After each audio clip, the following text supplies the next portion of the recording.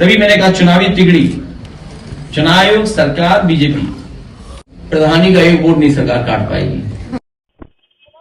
नमस्कार, आप देख रहे हैं कंटेंट साइड न्यूज का डिजिटल प्लेटफॉर्म और मैं हूं प्रियंका। मैं हूं इस वक्त लखनऊ के समाजवादी पार्टी कार्यालय में। श्री अखिलेश यादव ने एक प्रेस कॉन्फ्रेंस की है जिसमें उन्होंने आज शिक्षक दिवस पर सभी पत्रकार बंधुओं को बधाई दिया और साथ ही उन्होंने कहा है कि हमने आज के दिन ये संकल्प लिया है कि अगर हमारी सरकार बनती है तो हम युवाओं को रोजगार देंगे, साथ ही अच्छी शिक्षा का भी प्रबंध करेंगे।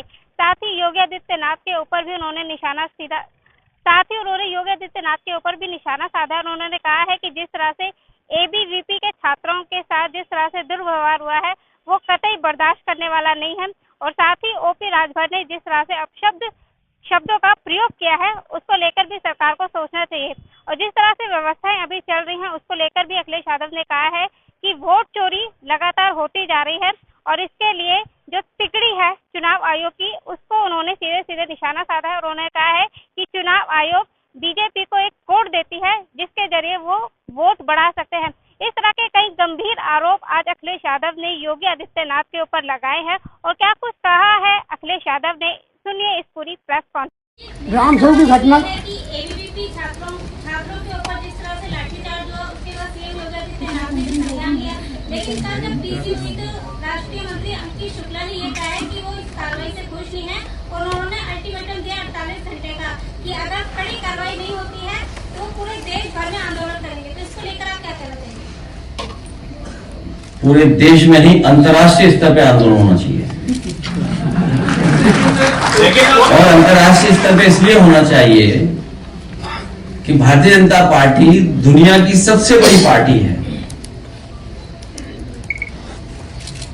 और इधर उन्हें दुख भी बच्चों को इसलिए होगा, संगठन के लोगों को, क्योंकि जो अखिल भारतीय वीडियो और पिटाई चला है,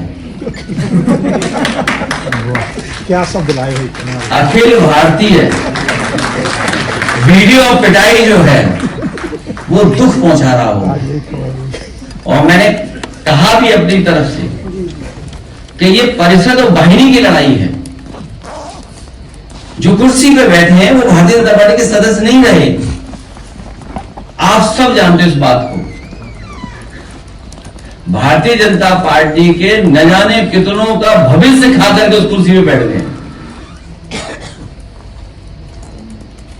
तो स्वाभाविक है अखिल भारतीय वीडियो पिटाई देख करके छात्र दुखी हो रहे होंगे, उनका जो अपमान हुआ है उनको लेकर के चिंतित होंगे।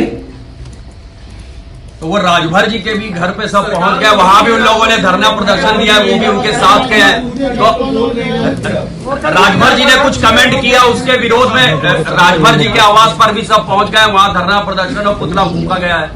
वो तो सहयोगी दल है। क्या क्या हुआ है अगर आप थोड़ा विस्तार से बता दो तो मैं जवाब दूं।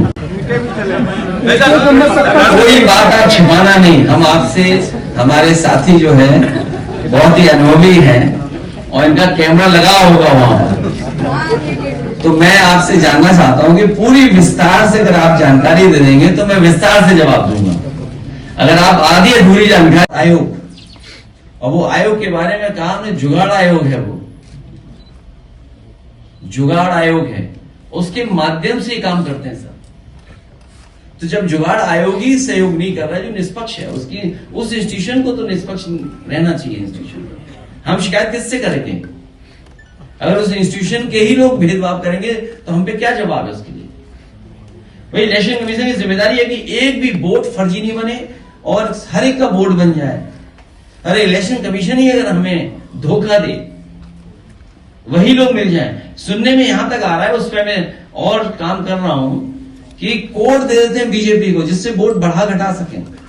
जो इलेक्शन कमीशन अधिकारियों को कोड देता है वो कोड शेयर किया जाता है बीजेपी के नेताओं के साथ, वो घर बैठ करके वोट बढ़ा सकते हैं, हम नहीं बढ़ा सकते।